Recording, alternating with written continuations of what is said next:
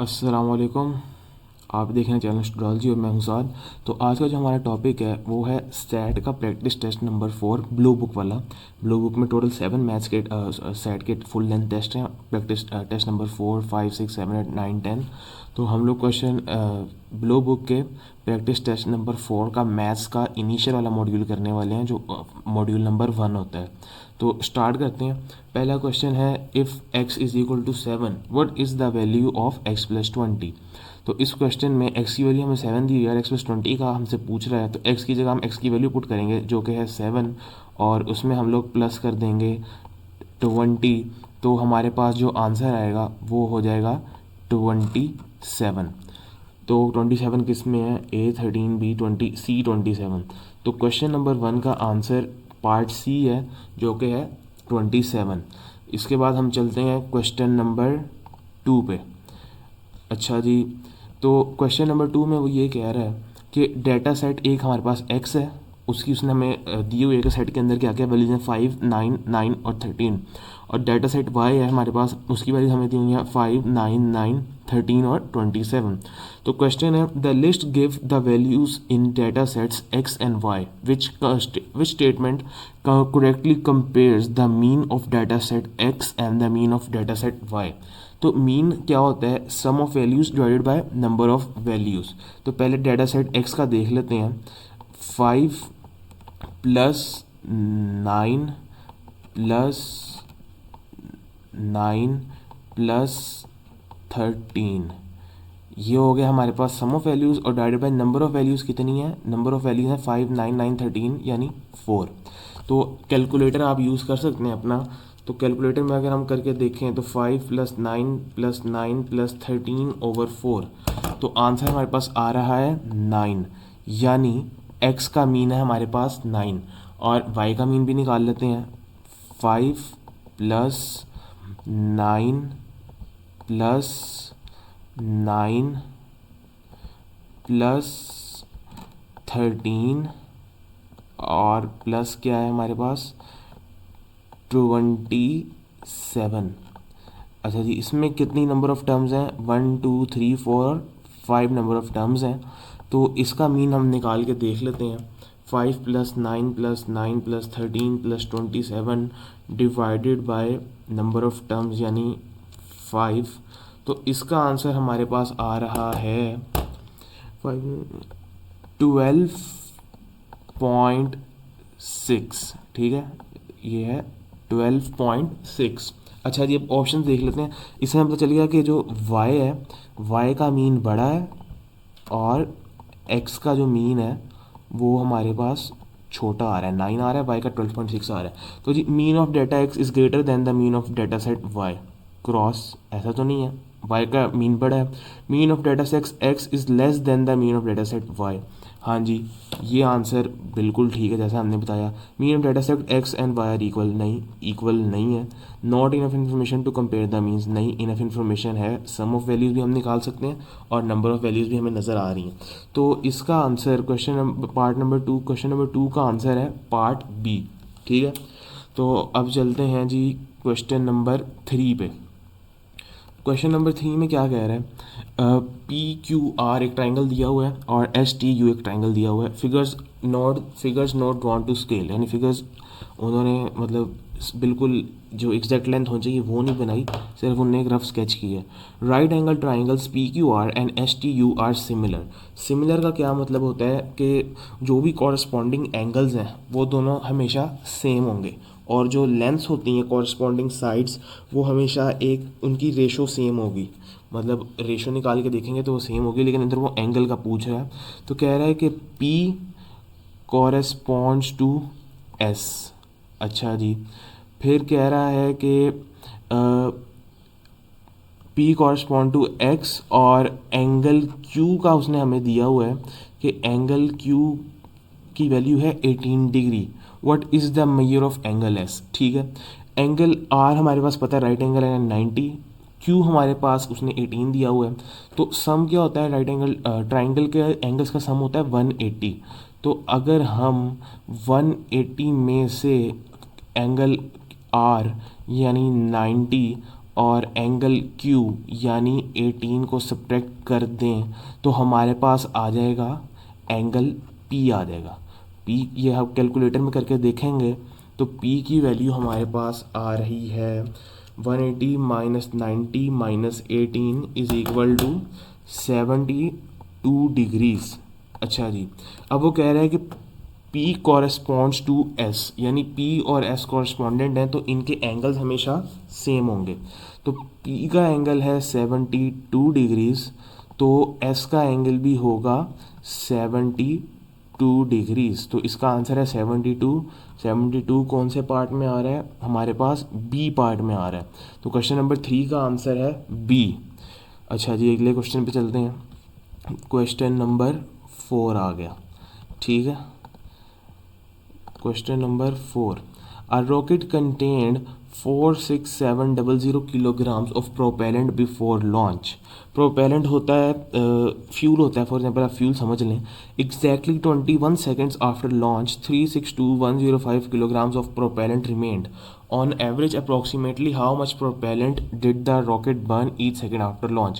तो कह रहा है कि शुरू में हमारे पास जो propellant था वो था 4,67,000 किलोग्राम्स बिफोर लॉन्च, और 21 सेकेंड्स के बाद हमारे पास कितना प्रोपेलेंट रह गया? 362,105 किलोग्राम्स, ये हमारे पास रह गया। On average approximately how much propellant in kilograms did the rocket burn each second after launch? तो टोटल हमारे पास शुरू में 467,000 था और एंड 21 सेकंड्स के बाद 362,105 रह गया। तो इस 21 सेकंड्स के अंदर कितना प्रोपेलेंट बर्न हुआ है वो इन दोनों को अगर हम वैल्यूज़ को माइनस कर लें तो हमारे पास वो आ जाएगा। माइनस करके देख लेते हैं अपने अपने कैलकुलेटर में। तो इसका आंसर आ रहा है हमारे पास 104,895 किलोग्राम्स बर्न हुआ है प्रोपेलेंट 21 सेकेंड्स में। उसने पूछा है did rocket burn each second after launch, यानी 21 सेकेंड्स में इतना बर्न हुआ है। तो अगर एक सेकेंड में निकालना है तो इसको हम डिवाइड करेंगे 21 के साथ। तो आंसर हमारा क्या आ जाएगा? 104,895 डिवाइडेड बाय 21। तो इसका आंसर आ रहा है 4,995 किलोग्राम्स। तो आंसर इसका बन रहा है हमारे पास ए, ठीक है। इस तरह क्वेश्चन नंबर 4 सॉल्व होना था। अब अगले क्वेश्चन पे चलते हैं, क्वेश्चन नंबर 5। अच्छा जी, the solution to the given system of equations is x, y। Solution वो होता है जिधर दो लाइंस इंटरसेक्ट कर रही हैं। तो ये दोनों इंटरसेक्ट कर रही हैं x, y पे। उसने हमारे वैल्यू पूछी है कि x प्लस वाई की वैल्यू क्या होगी। अच्छा, अब इन दोनों का इंटरसेक्शन पॉइंट निकालने के लिए हम डेसिमल्स भी यूज़ कर सकते हैं, लेकिन क्योंकि ये क्वेश्चन बहुत सिंपल है तो मैं आपको मैन्युअली करके दिखा देता हूँ। 4x की वैल्यू है 20, ठीक है। अब 4 उस साइड पे इधर मल्टीप्लाई और x के साथ, तो उधर जाके 4 क्या होगा? डिवाइड हो जाएगा। तो 20 डिवाइडेड बाय 4, तो x की वैल्यू तो हमारे पास आ गई सिंपली 5, ठीक है। अब -3x plus Y is equal to -7, तो -3 हमने लिख लिया ऐसे का ऐसा। x की वैल्यू हम ऊपर निकाल चुके थे जो कि हमारे पास आई थी 5, प्लस हमने y की वैल्यू भी निकालनी है तो y ऐसे का ऐसा लिख देंगे और ये आ जाएगा is equal to -7। -3 multiply by 5 बन गया हमारे पास -15, प्लस हमारे पास आ गया y और इज इक्वल टू आ गया -7। तो y हमने इस साइड पे ही रखा, -7 उसी साइड पे रहा और -15 उस साइड पे जाके बन गया +15। तो y की वैल्यू आ गई -7 + 15 इज इक्वल टू +8। x की वैल्यू 5 आ गई, y की वैल्यू 8 आ गई। तो उसने हमें पूछा है क्वेश्चन में what is the value of x + y। तो x + y की वैल्यू जो बनेगी वो बनेगी 5 + 8, यानी बन जाएगी 13। तो x प्लस वाई की वैल्यू हमारे पास आ रही है 13 और 13 हमारे पास बन रहा है ऑप्शन सी। तो क्वेश्चन नंबर 5 का आंसर है पार्ट सी। ठीक है, अच्छा जी, अब हमारे पास आ गया question number 6। A certain apprentice has enrolled in 85 hours of training courses. The equation 10x plus 15y is equal to 85 represents this situation where x is the number of on-site training hours and y is the number of online training course on-site training courses, sorry, where x is the number of on-site training courses and y is the number of online training courses this apprentice has enrolled in. How many hours that each online apprentice course take then each of the on-site training course. ठीक है, equation है हमारे पास 10x plus 15y is equal to 85 और x क्या है, number of on site training courses, और y क्या है, number of online training courses. अब वो पूछ रहा है कि जो ऑनलाइन ट्रेनिंग कोर्सेज हैं वो कितने ज़्यादा आवर्स ज़्यादा लेते हैं ऑन साइट ट्रेनिंग कोर्सेज से। ठीक है, तो क्वेश्चन में उसने बताया हुआ है कि एक्स है जितने number of on site training courses हैं, यानी इतने कोर्सेज लिए जा रहे हैं, और वाई है ऑनलाइन कोर्सेज जितने लिए जा रहे हैं, और जो अप्रेंटिस है सर्टेन उसने 85 आवर्स उसमें इनरोल्ड किया है, यानी 10x प्लस 15y तो बनेंगे 85। इसका क्या मतलब है कि ये जो 10 है, ये जो 10 है इक्वेशन में, और ये जो 15 है ये रिप्रेजेंट कर रहा है आवर्स को। आवर्स किसके रिप्रेजेंट कर रहा है, 10 रिप्रेजेंट कर रहा है नंबर ऑफ आवर्स एक ऑन साइट ट्रेनिंग कोर्स ले रहा है, यानी एक on site training course 10 hours ले रहा है, और वाई रिप्रेजेंट कर रहा है ऑनलाइन ट्रेनिंग कोर्स कितना टाइम ले रहा है, यानी 15 आवर्स ले रहा है। तो इसका मतलब अब फॉर एग्जांपल हमारे पास number of on site training courses 3 है, तो कितने ड्यूरेशन लेंगी, 10 मल्टीप्लाई बाई 3 30 आवर्स, या नंबर ऑफ हमारे पास ऑनलाइन ट्रेनिंग कोर्सेज 4 हैं तो वो कितने लेंगे, 15 मल्टीप्लाई बाय वाई यानी 4, तो वो लेंगे 60 आवर्स। तो उसने पूछा है how many more hours that each online training course take then on site training course. तो इसका आंसर बनेगा 15 माइनस 10, क्योंकि 15 है नंबर ऑफ आवर्स ले रहा है एक ऑनलाइन ट्रेनिंग कोर्स, और 10 है नंबर ऑफ आवर्स जो कि एक ऑन साइट ट्रेनिंग कोर्स बन रहा है, तो इसका आंसर बन जाएगा 5। ठीक है, क्वेश्चन नंबर 6 का आंसर है 5। अब आ जाए क्वेश्चन नंबर 7 के ऊपर। Square has a side length of 12 centimetres. ठीक है, स्क्वेयर की प्रॉपर्टी क्या होती है कि सारी की सारी साइड्स इक्वल होती हैं, तो सारी की सारी साइड्स इस स्क्वेयर की 12 होंगी। क्या नाम है स्क्वेयर का, x। ठीक है, perimeter of square y is 2 times the perimeter of square x। एक दूसरा हमारे पास स्क्वेयर है जिसका नाम है स्क्वेयर y। ठीक है, पेरीमीटर क्या होता है, सम ऑफ आउटर बाउंड्री होता है, तो स्क्वेयर x का पेरीमीटर क्या है, 12 मल्टीप्लाई बाय 4। क्यों, क्योंकि हमारे पास ये वैल्यू आ रही है, इस साइड की वैल्यू आ रही है 12, इस साइड की भी 12, इस साइड की भी 12, इस साइड की भी 12, यानी 12 प्लस 12 प्लस 12 प्लस 12 यानी 4 दफ़ा 12, तो वो हमारे पास आ जाएगा 48। इसका पेरीमीटर आ गया हमारे पास 48। अब वो कह रहा है perimeter of square wise 2 times the perimeter of square x, तो स्क्वेयर एक्स का पेरीमीटर है 48 और y का है उससे 2 टाइम्स, तो 48 मल्टीप्लाई बाय 2 बन जाएगा 96 है इसका पेरीमीटर। स्क्वेयर की साइड्स कितनी हैं, अच्छा आगे क्वेश्चन ने पूछा what is the length in centimetres of one side of the square Y. Square की साइड्स कितनी होती हैं 4 और इसका पेरीमीटर 96। स्क्वेयर की प्रॉपर्टी होती है कि सारी साइड्स की लेंथ सेम होती है, तो 96 लेंथ है स्क्वेयर की पेरीमीटर की यानी 4 साइडों की, तो एक साइड की होगी 96 डिवाइडेड बाय 4, तो 96 डिवाइडेड बाय 4 बन जाएगा 24 बन जाएगा। ठीक है, 24 बन जाएगा। 24 किधर आ रहा है, आंसर आ रहा है हमारे पास डी आ रहा है इसका आंसर, तो क्वेश्चन 7 का आंसर है डी, ये बन गया 24।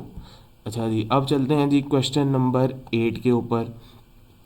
The given function G M is equal to minus 0.05 m plus 12.1। The given function G model the number of gallons of gasoline that remain from a full gas tank in a car after driving m miles. According to the model, about how many gallons of gasoline are used to drive each mile.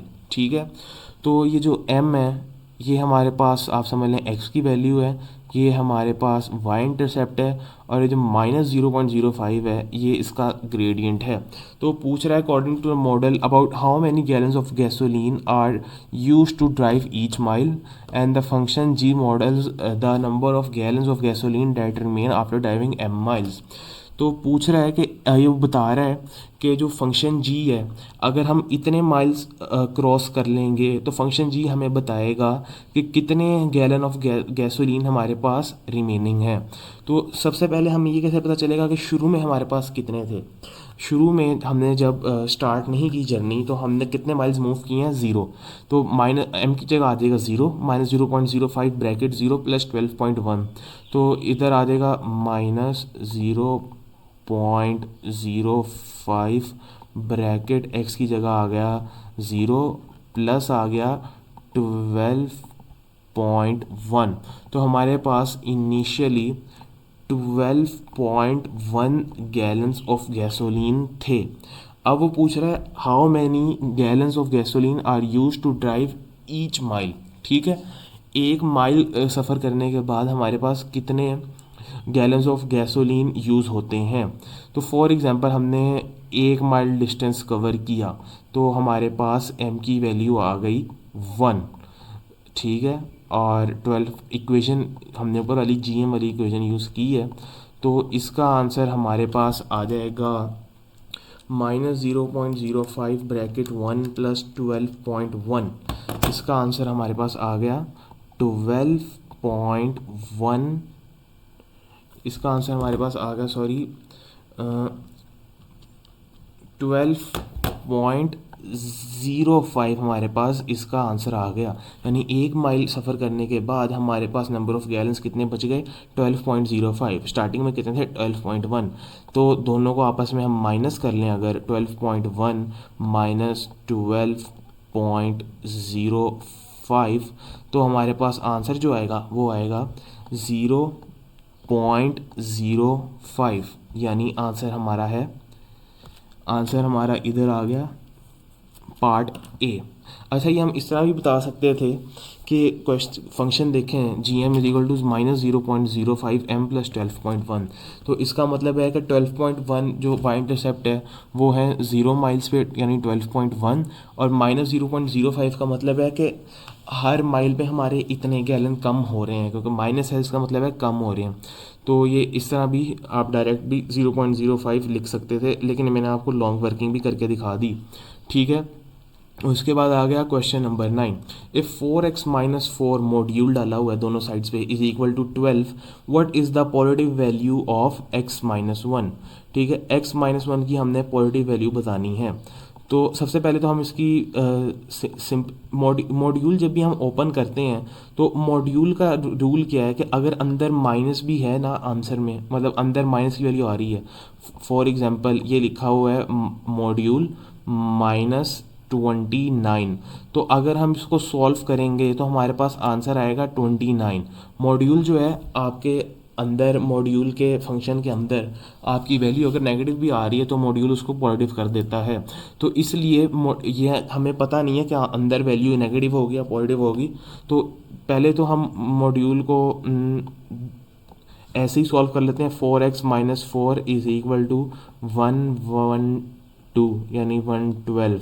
तो 4 हमारे पास उधर चला गया, sorry ये देखने में y लग रहा है लेकिन ये 4 है। तो 4 हमारे पास उधर चला गया तो आ गया 116।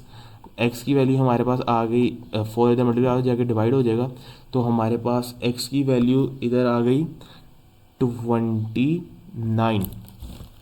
ठीक है, x की वैल्यू आ गई 29। अच्छा जी, अब मॉड्यूल में मैंने आपको जिस तरह अभी ऊपर बताया है कि अगर नेगेटिव भी होगा अंदर तो मॉड्यूल तो पॉजिटिव ही देगा ना। तो इसलिए हम इसको दूसरी तरह सॉल्व करने के लिए मॉड्यूल को अगर रिमूव करेंगे तो हम पूरी जो मॉड्यूल के अंदर जो भी वैल्यू है ना उसको हम माइनस का मल्टीप्लाई करवा देंगे, क्योंकि अंदर आंसर माइनस में भी हो सकता है। ठीक है। तो अब ब्रैकेट को ओपन कर लो, 4x के साथ माइनस मल्टी जाएगा -4x, और -4 के साथ मल्टीप्लाई होगा तो हो जाएगा +4, और ये आ जाएगा इज इक्वल टू 112। अच्छा जी, -4x और +4 उधर जाके माइनस हो जाएगा तो वो बन जाएगा 108, और 108।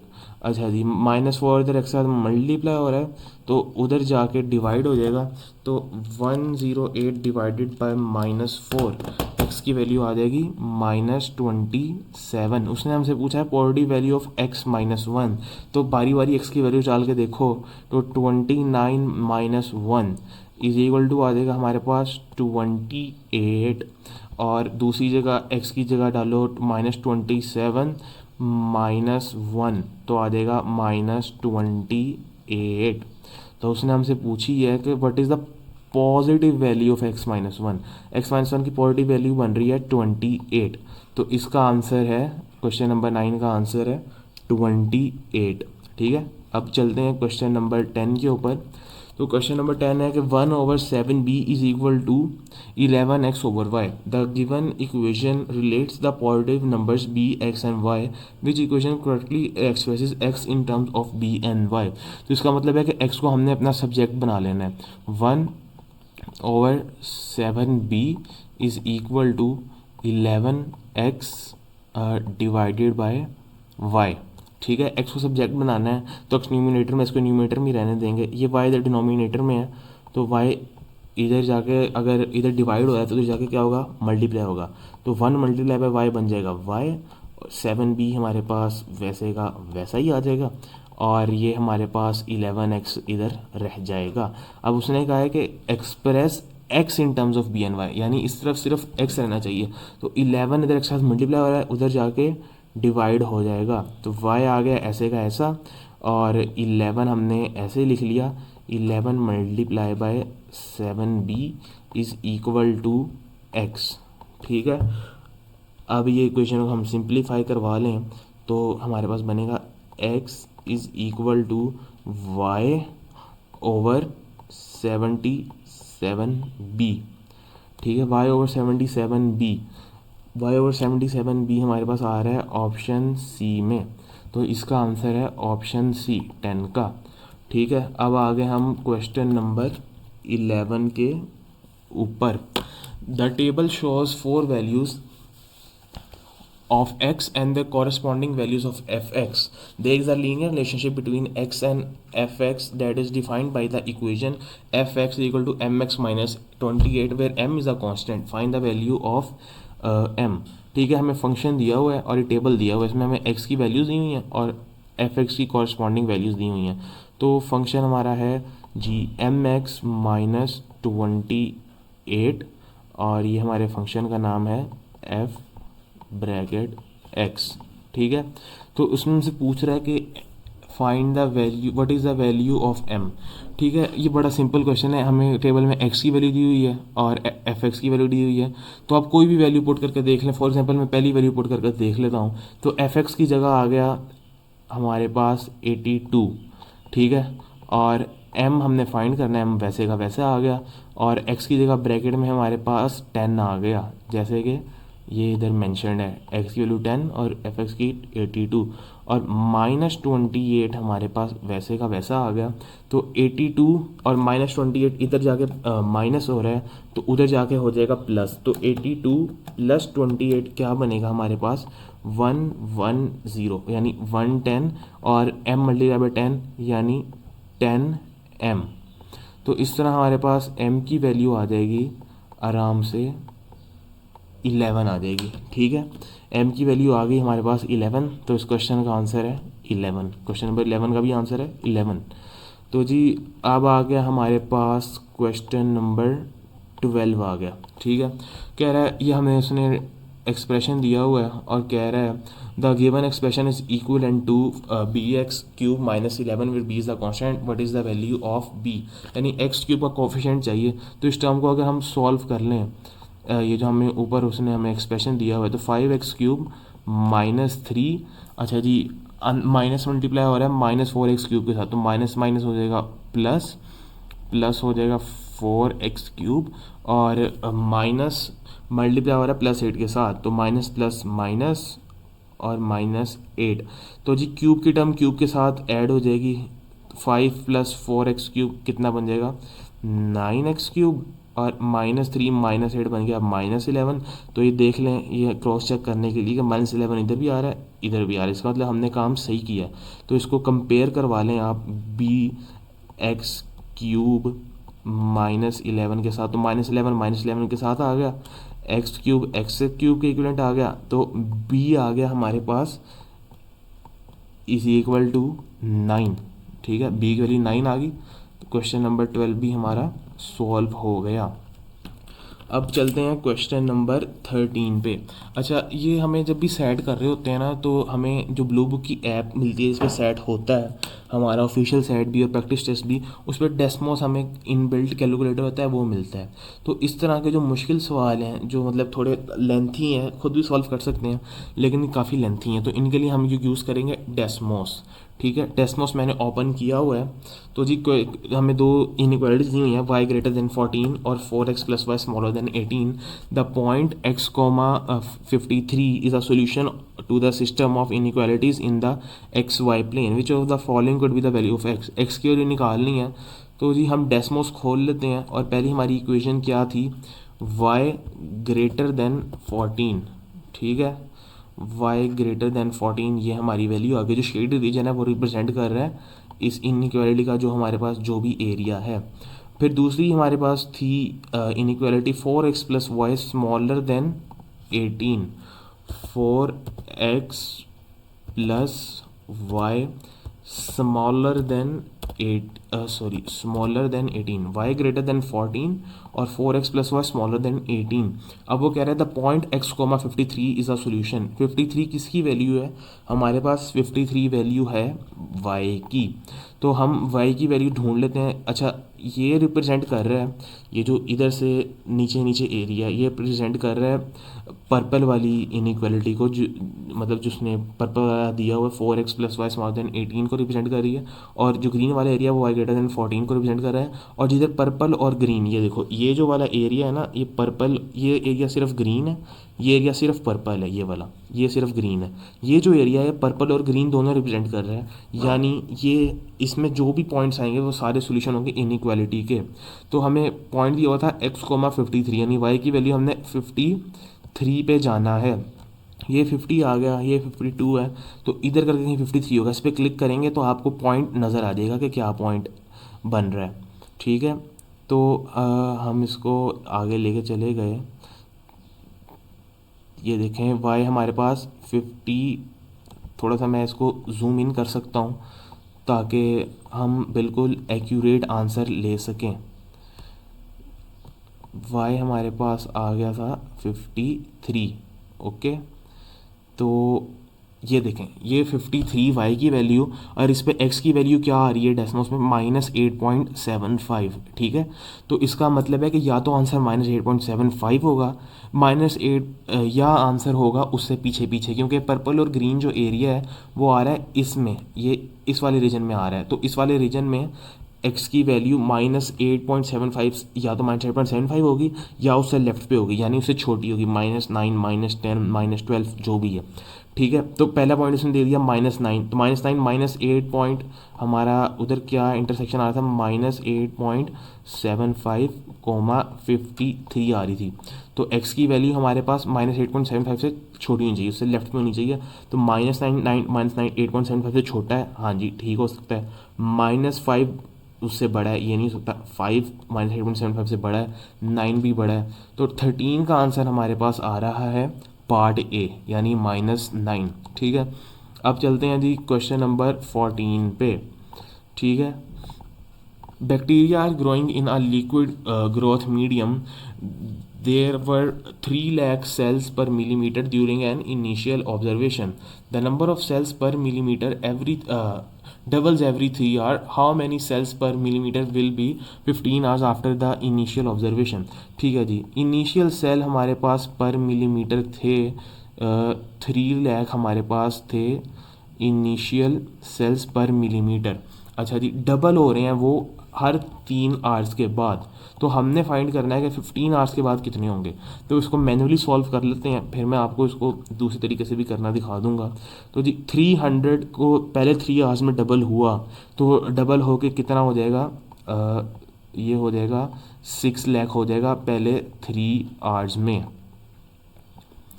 ओके, ये कितना हो गया, 6 लाख हो गया। ठीक है, ये हमने डबल कर दिया यानी first 3 hours.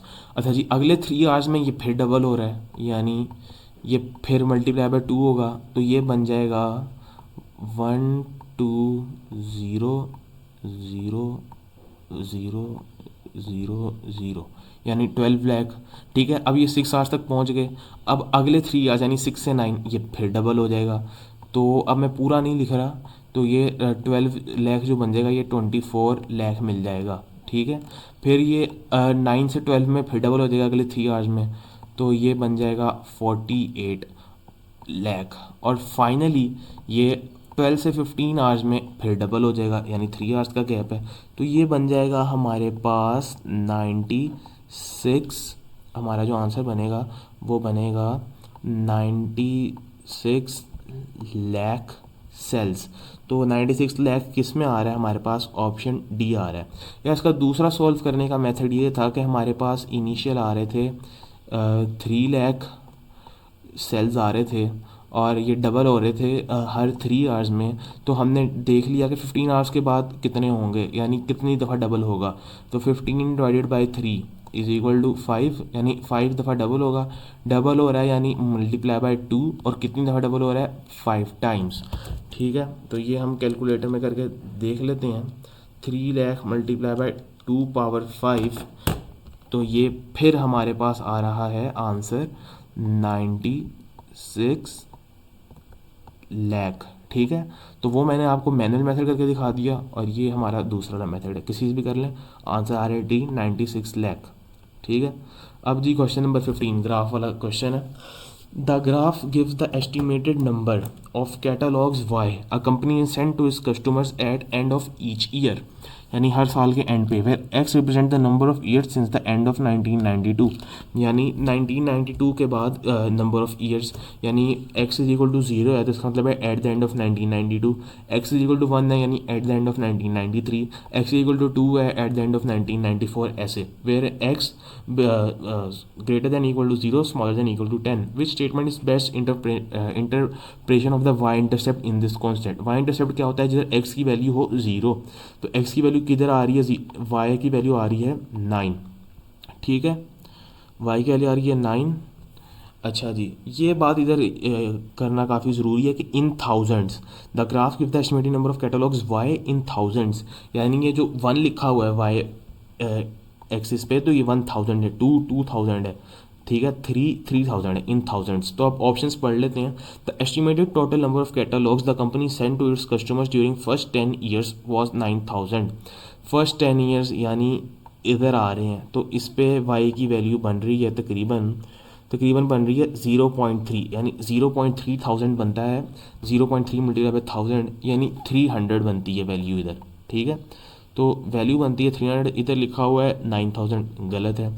The estimated total number of catalogues the company send to its customers from the end of 1992 to the end of 2002 was 90 नहीं, अभी हमने निकाला है कि 2002 यानी 10 ईयर्स के बाद ये बन रही है 300, 0.3 बन रही है जी, और ये हमें वाई एक्सिस पे इन थाउजेंड है, तो 0.3 मल्टीप्लाई बाय 1000 बन गया, जिस तरह हमने पीछे निकाला है 300 बन गया, लेकिन वो कह रहा है इधर 90, तो ये भी गलत है। फिर कह रहा है estimated number of catalogues send to its company customers at the end of 1992 यानी 0 पे, सिंस द एंड ऑफ 1992 इधर मेंशन किया हुआ है, तो एट द एंड ऑफ 1992 यानी एक्स की वैल्यू 0 पे 9, ये 9 तो इधर दिया हुआ है, लेकिन क्वेश्चन में मेंशन किया था graph gives the estimated number of catalogues of y in thousands, यानी जो वाई की वैल्यू है ये थाउजेंड्स में, 1000, 2000, 3000, 4000, तो ये भी गलत हो गया।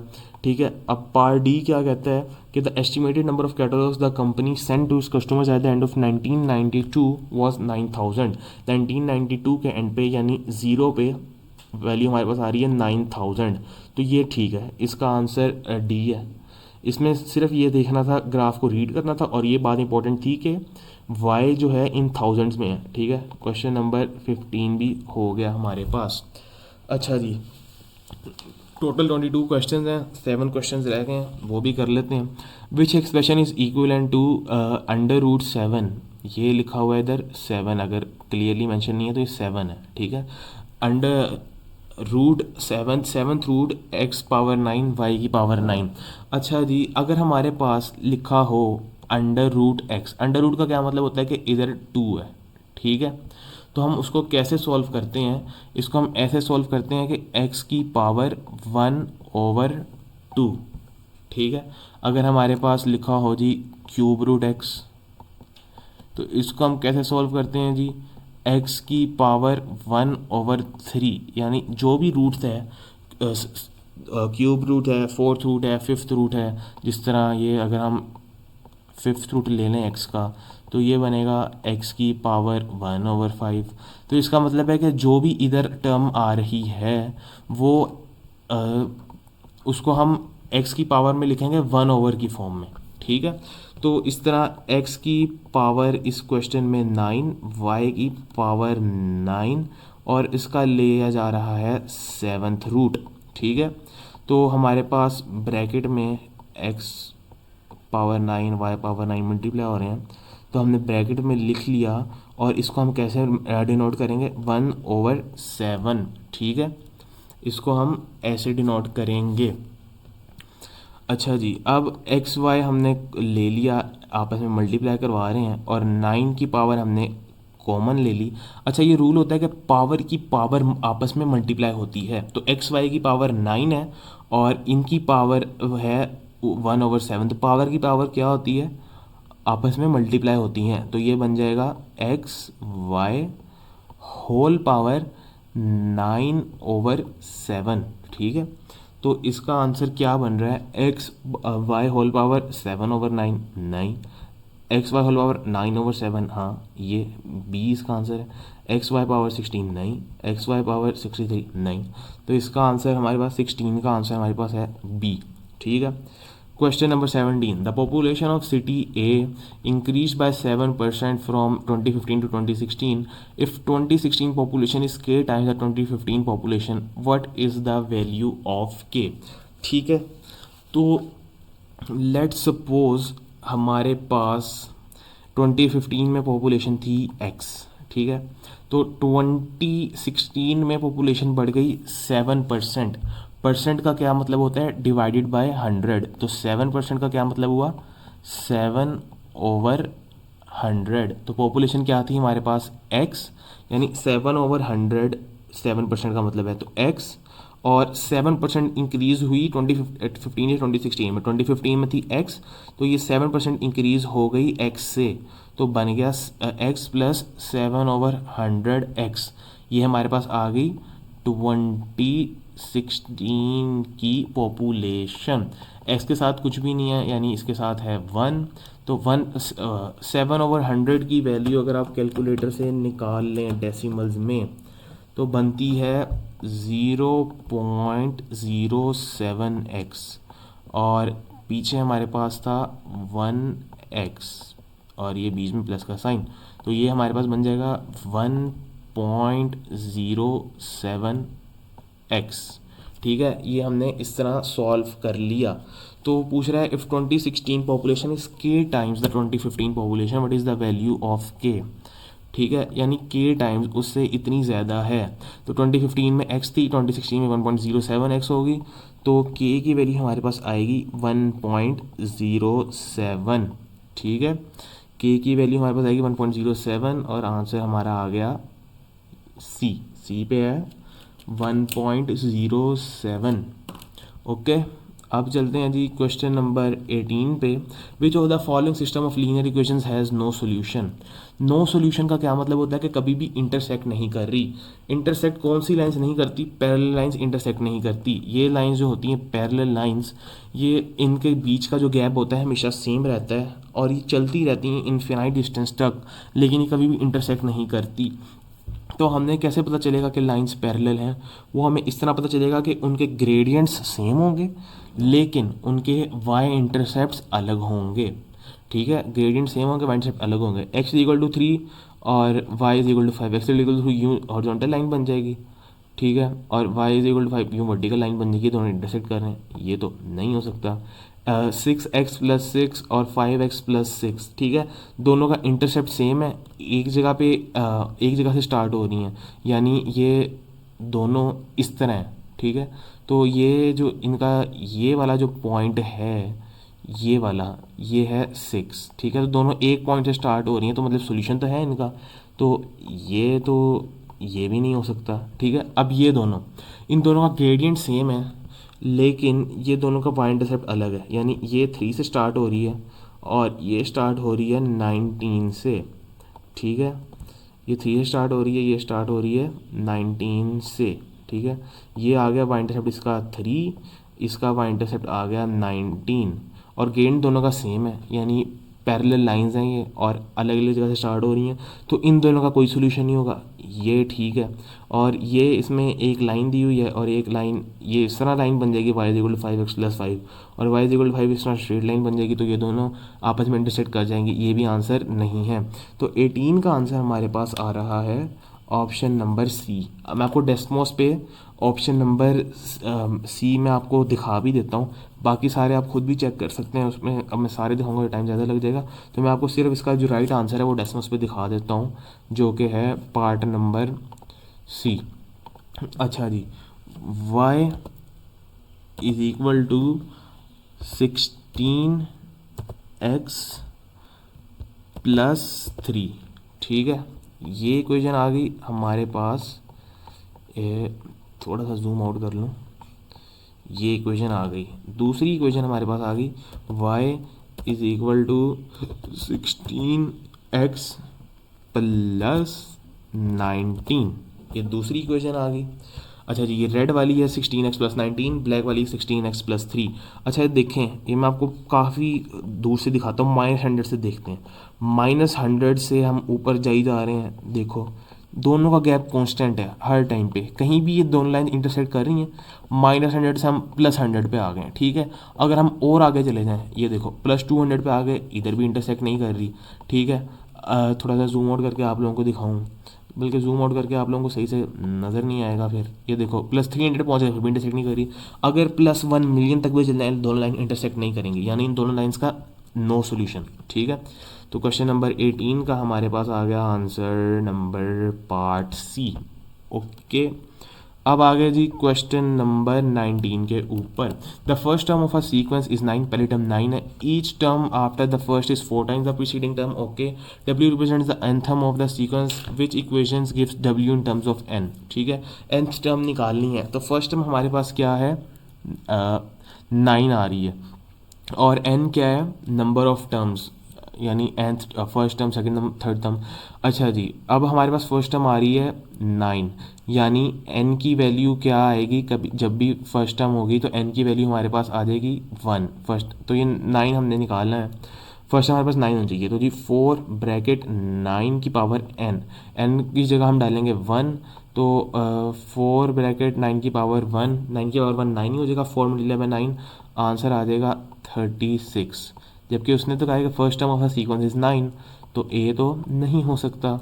ठीक है, second 4 bracket part B 9 n-1। ठीक है, n की वैल्यू हमारे पास क्या है, फर्स्ट टर्म 9 है, तो n हमारे पास अगर 1 डालने हैं तो 4 ब्रैकेट 9, n की जगह 1 - 1 यानी 0, 9 की पावर 0, किसी चीज़ की पावर 0 होती है, तो ये फार्मूला है कि anything power 0 is equal to 1, 9 power 0 is equal to 1, 1 million power 0 is equal to 1, a power 0 is equal to 1, तो 4 ब्रैकेट हमारे पास आ जाएगा 1, तो ये आ जाएगा 4, फर्स्ट हमारे पास आ रही है 4, जब उसने कहा फर्स्ट हमारी 9 है, तो ये भी हमारा आंसर गलत है, पार्ट बी भी गलत है।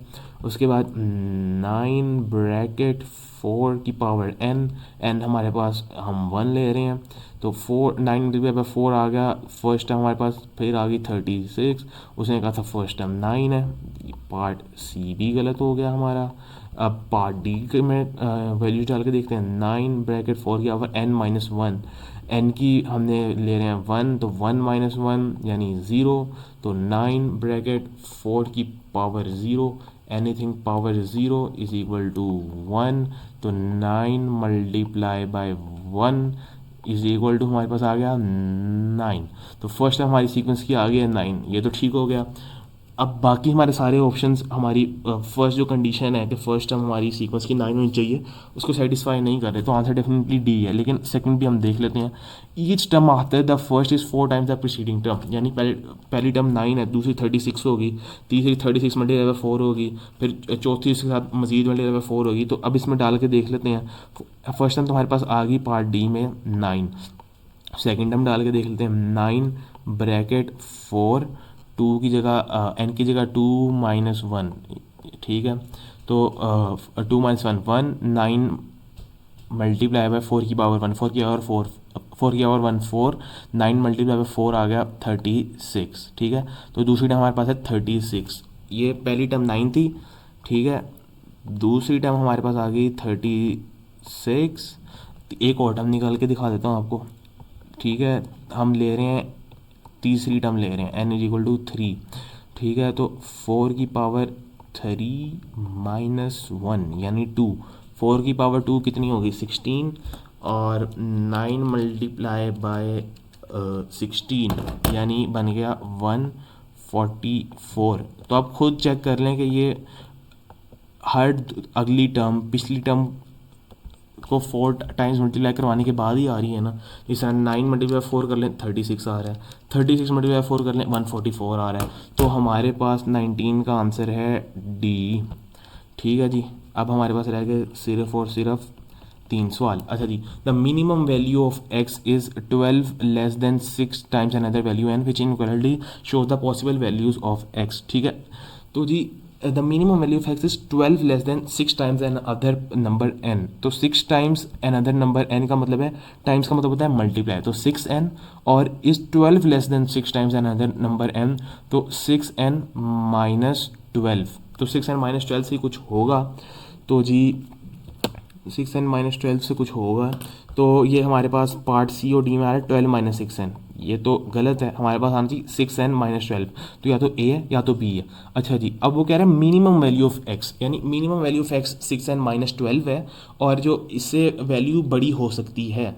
तो इसका क्या मतलब है कि पार्ट ए तो करा रहा है कि x smaller than equal to 6n minus 12, यानी x 6n माइनस 12 से या तो बराबर है या उससे छोटा है। लेकिन क्वेश्चन हमारे पास कह रहा है मिनिमम वैल्यू ऑफ x, यानी मिनिमम वैल्यू ऑफ x हमारे पास 6n माइनस 12 है, और बाकी सारी वैल्यूज़ इससे बड़ी हैं। तो इसका मतलब x greater than equal to 6n minus 12 होगा, ठीक है। मिनिमम वैल्यू ऑफ x हमारे पास होगी 6n माइनस 12, और x की मिनिमम वैल्यू है ये, तो इससे ग्रेटर होंगी 6n माइनस 12 से ग्रेटर, तो इसका पार्ट हमारे पास b है, x greater than equal to 6n minus 12। अच्छा जी, उसके बाद आ गया क्वेश्चन नंबर हमारे पास 21, सेकेंड लास्ट क्वेश्चन है।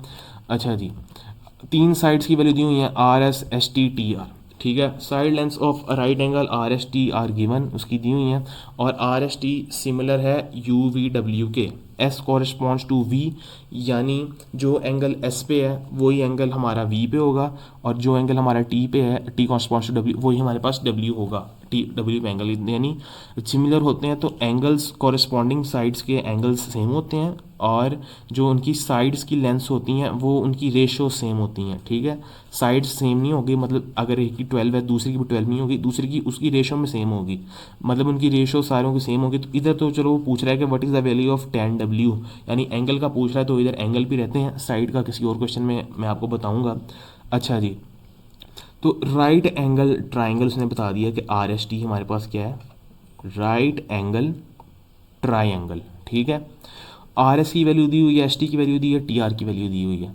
तो हाइपोटेनियस हमारे सबसे जो हमारी बड़ी लेंथ होती है वो क्या होती है, हाइपोटेनियस होती है। तो हाइपोटेनियस की लेंथ होगी 52, और ये मैं इधर मेंशन कर रहा हूँ हाइपोटेनियस, ठीक है। उसने हमसे पूछा है what will be the value of tan W। अच्छा, W और T आपस में कॉरेस्पॉन्डेंट हैं, तो जो हमारे पास वैल्यू आएगी ना tan T की, वो ही हमारे पास वैल्यू आएगी tan w की। तो अगर हमने tan t की वैल्यू निकाली तो हमारे पास tan w की वैल्यू आ जाएगी। अब tan w कैसे निकलती है, परपेंडिकुलर ओवर बेस। वो होता है ना, सम पीपल हैव करली brown hair till painted black या थ्रू प्रॉपर ब्रश। तो टिल यानी tan, पेंटेड यानी परपेंडिकुलर p, और ब्रश ब्लैक सॉरी यानी बेस। तो ये परपेंडिकुलर ओवर बेस होगा इसका आंसर। अब हाइपोटेन्यूस हमने निकाली, सबसे बड़ी लेंथ जो है वो हाइपोटेन्यूस होगी यानी 52 हो गया। अब हमें कैसे पता चलेगा कि हमारा परपेंडिकुलर कौन सा है और हमारा बेस कौन सा है, ठीक है।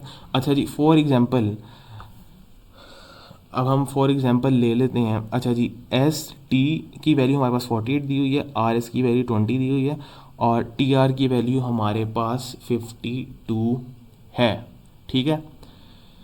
तो हमारा जो इस क्वेश्चन में, एक सेकेंड, हमारा जो जो हाईएस्ट सबसे बड़ी लेंथ है टी आर, ठीक है। फॉर एग्जांपल ये इसको मैं टी ले लेता हूँ और इसको मैं ले लेता हूँ आर, ठीक है। तो ये हमारी टी है, ये हमारी आर है, ये हमारी हाइपोटेनियस है। तो ये हमारा राइट एंगल है, तो ये हमारे पास क्या बनेगा, एस, यानी एस पे राइट एंगल है। अब हमने निकालना है टेन टी निकालना है। तो हमारे पास ये जो लेंथ है एस आर ये परपेंडिकुलर हो जाएगी, और ये जो लेंथ है एस टी ये हमारे पास बेस हो जाएगी।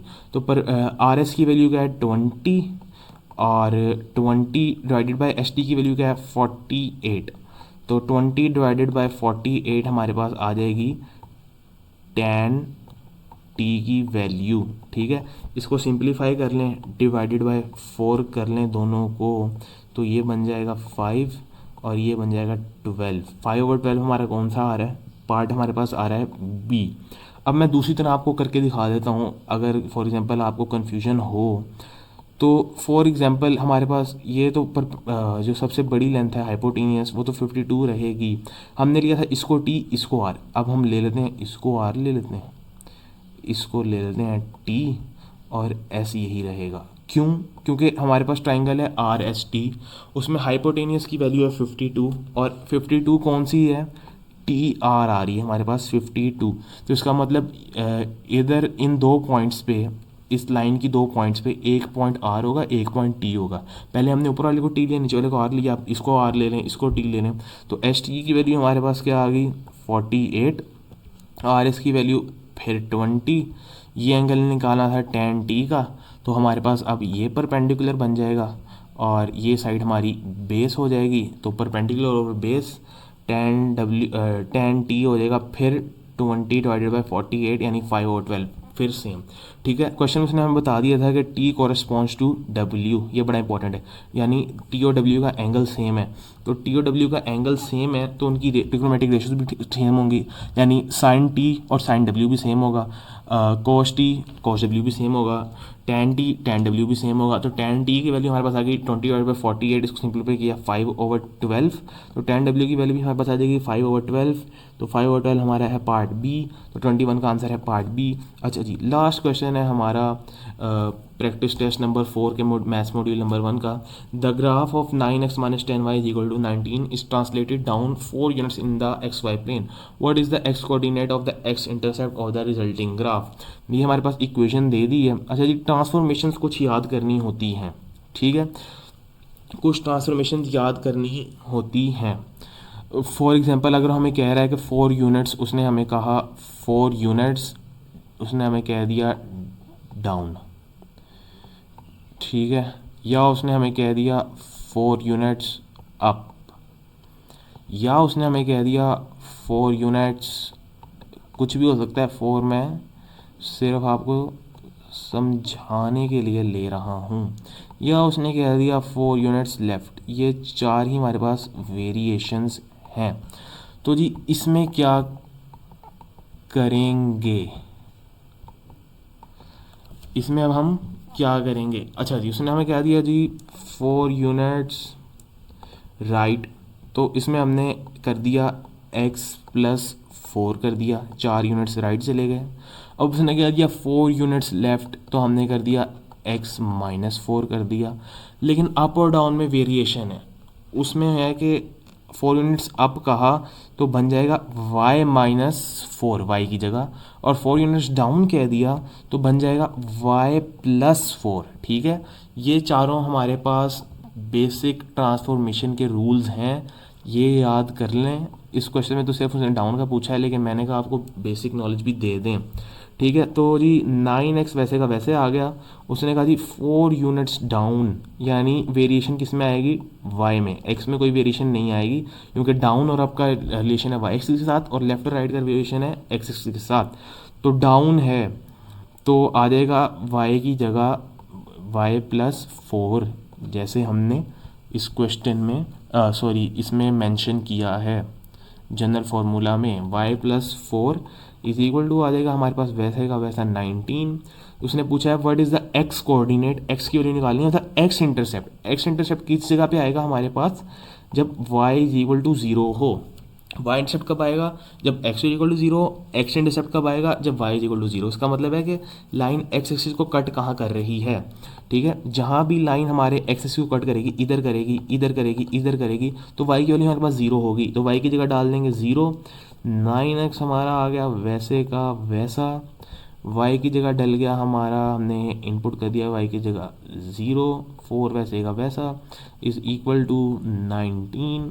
तो जी 9x minus 10 bracket 0 plus 4 4 is equal to 19। 9x ऐसे का ऐसा इधर आ गया, 19 उधर ही रह गया, माइनस 10 मल्टीप्लाई बाई 4, 10 मल्टीप्लाई 4 क्या होता है 40 हो गया, माइनस 40, इधर माइनस 40 है तो उधर जाके हो जाएगा प्लस 40 राइट साइड पे जब हम इज इक्वल टू के साइड पे लेके गए। तो जी 9x की वैल्यू हमारे पास आ जाएगी 59, और x की वैल्यू हमारे पास आ जाएगी जब 9 इधर मल्टीप्लाई और x के साथ तो उधर जाके डिवाइड हो जाएगा, तो 59 डिवाइडेड बाय 9। बहुत बेहतर है कि आप क्वेश्चन अपनी फ्रैक्शन की फॉर्म में ही लिखें। आप अपने लैपटॉप में फ्रैक्शन की फॉर्म में टाइप कर सकते हैं, लेकिन अगर आप चाहें तो आप डेसिमल में लिख सकते हैं। डेसिमल में इसका आंसर क्या बनेगा, आपने 3 डेसिमल में लिख सकते हैं, तो बन जाएगा 6.556। ठीक है, कैलकुलेटर में करके देख सकते हैं, 6.556 बन जाएगा, 6.555 भी लिख लें, लेकिन बेहतर आप फ्रैक्शन में ही लिखें। तो ये 22 क्वेश्चंस थे हमारे डिजिटल सेट के प्रैक्टिस टेस्ट नंबर 4 के मॉड्यूल मैथ्स के मॉड्यूल नंबर 1 के।